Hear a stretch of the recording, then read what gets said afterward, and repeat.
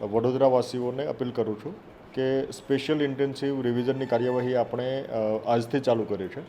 આજના દિવસથી લઈને આગામી 1 મહિના સુધી BLOs તમામ ઘરે જશે. તમામ ઘરે જઈને સૌથી પહેલાં તબક્કે એન્યુમરેશન ફોર્મ આપશે અને ત્યાર પછી એન્યુમરેશન ફોર્મની અંદર માહિતી ફિલઅપ કરીને આપણે પરત આપવાની છે. સ્પેશિયલ ઇન્ટેન્સિવ રિવિઝનની એક્સરસાઇઝ આપણે મતદાર યાદીના શુદ્ધિકરણ માટે ત્રુટિરહિત બને એ માટેની કવાયત છે. આમના માટે તમામ મતદારોએ જે મતદારોનો અગાઉ સમાવેશ થયો હોય એમણે પણ મતદાર યાદીની અંદર પોતાનું નામ દાખલ કરવા માટે ઇન્યુમરેશન ફોર્મ ભરવાની આવશ્યકતા છે. એટલે આ કિસ્સાની અંદર જ્યારે પણ મતદાતાઓની પાસે આપણા BLOs આવે ત્યારે આપણે એમને પૂરતો સહયોગ આપવા માટે વિનંતી છે. શરૂઆતના તબક્કે જ્યારે મતદાતાઓ આવે ત્યારે આપણે લિંકિંગ અથવા તો મેપિંગની પ્રક્રિયા પણ સમજાવશે. 2002ની મતદાર યાદી હોય એ મતદાર યાદીની સાથે આપણે આપણું નામ જો એમાં હોય તો એમની સાથે મેચિંગ કરવાનું છે અને જો મતદાર યાદીમાં નામ ન હોય તો આપણા રિલેટિવ્સનું નામ, આપણા સગા સંબંધીનું નામ જ્યાં મતદાર યાદીમાં હતું એમની સાથે આપણે લિંકિંગ કરવાનું છે. એટલે બંને પ્રક્રિયાઓ આપણે સમજવાની છે અને આપણે આ પ્રક્રિયા હાથ ધરવાની છે અને એમની વિગતો ઇન્યુમરેશન ફોર્મની અંદર દર્શાવવાની છે. ખાસ કરીને આ ઇન્યુમરેશન ફોર્મનો ફેઝનો જે તબક્કો છે એ દરમિયાન આપણે કોઈ વધારાના ડોક્યુમેન્ટ્સ આપવાની આવશ્યકતા નથી. આપણે માત્ર લિંકિંગ અને મેપિંગની પ્રક્રિયામાં સહયોગ આપવાનો છે. સાથોસાથ આમની સાથે સાથે આપણે જે મતદાતાઓ એવા હોય કે જે એમના પોતાના મત વિસ્તારની અંદર અથવા તો ભાગની અંદર ક્યાંક એમનું માઇગ્રેશન થયેલું હોય, સ્થળાંતરિત થયેલા હોય, તો એ કિસ્સામાં પણ એ નવેસરથી પોતે સ્થળાંતરિત થવા માટે ફોર્મ નંબર 8 ભરી શકશે.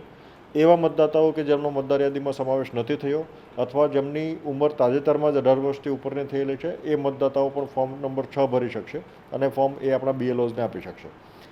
શરૂઆતના તબક્કે આપણે ઇન્યુમરેશન ફેઝની અંદર જે મતદાતાઓનું નામ આવેલું છે એમનો ડ્રાફ્ટ ઇલેક્ટરલ રોલ પ્રસિદ્ધ કરીશું. એમના પછી વાંધા સુનાવણીનો તબક્કો ચાલુ થશે, જે દરમિયાન ડોક્યુમેન્ટ્સનો અભાવ હોય અથવા તો ક્યાંય વેરિફિકેશનની આવશ્યકતા હોય ત્યાં વાંધા સુનાવણી દરેક આપણા EROs મારફતે હાથ ધરવામાં આવશે. આ સમગ્ર પ્રક્રિયાઓ દરમિયાન આપણે ખાસ કરીને પૂરતી તકેદારી રાખવાની આવશ્યકતા છે જેથી કરીને કોઈ લાયક મતદાર આમાંથી છૂટે નહીં.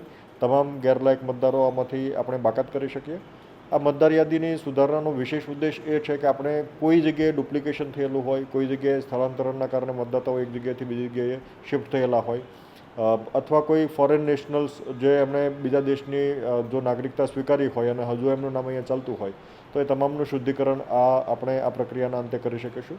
એટલે તમામ મતદાતાઓ આ પ્રક્રિયાની અંદર સહભાગી થાય અને કોઈ પણ અફવાઓથી દૂર રહે.